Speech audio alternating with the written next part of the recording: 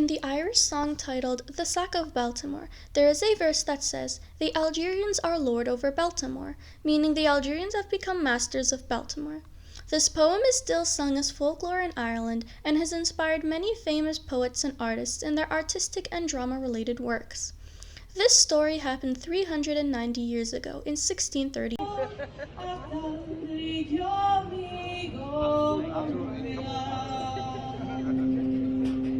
It was an early morning in 1631. The men were riding pictured south of Cape. When the Algerian Navy had full control over the Mediterranean Sea with no competitors, and it was the greatest force of the region. Ships from Europe and America had to pay tributes and taxes for passages on the sea.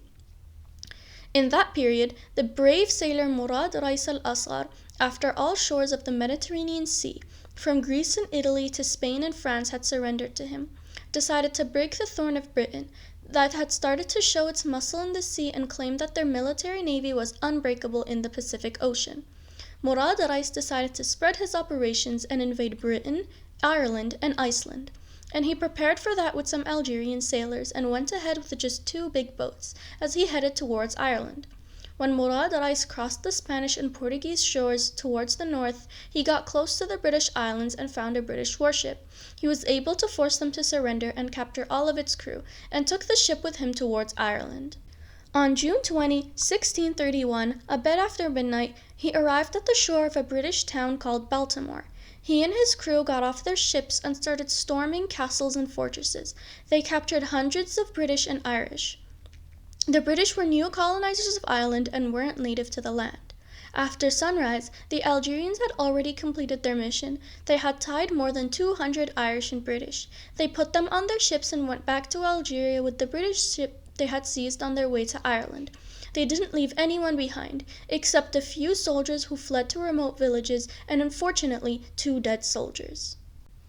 The operation led by Murad Rais embarrassed Britain a lot, on a political level and at a military level, and because of this, the British consul in Algiers had to implore the Bey in Algiers to return the prisoners and not sell them as slaves, but he wasn't successful, and indeed they ended up being sold. 2 of them were able to flee and return to Ireland. The swift attack was a big shock to the Irish and led them to write tragic poems to relate the story, and it's still embedded in their mind up to this day. In the 18th century, an Irish person opened a pub in Baltimore and named it the Algiers Toast, and then changed to a hotel and named the Algiers Inn to perpetuate the event that should not be forgotten. A century after this event, other poets wrote poems and literary works about the raid. In recent years, the event came back through sad songs played by the Irish. They built a statue in a museum of Murad Rais al-Asghar with his Algerian naval clothes. The story may seem odd and hidden away in history, yet, when you look into it, you can find a lot of literary works about the event, called The Sack of Baltimore in the English language. This is the story I wanted to share with you, and I hope it's a new addition to your historic knowledge.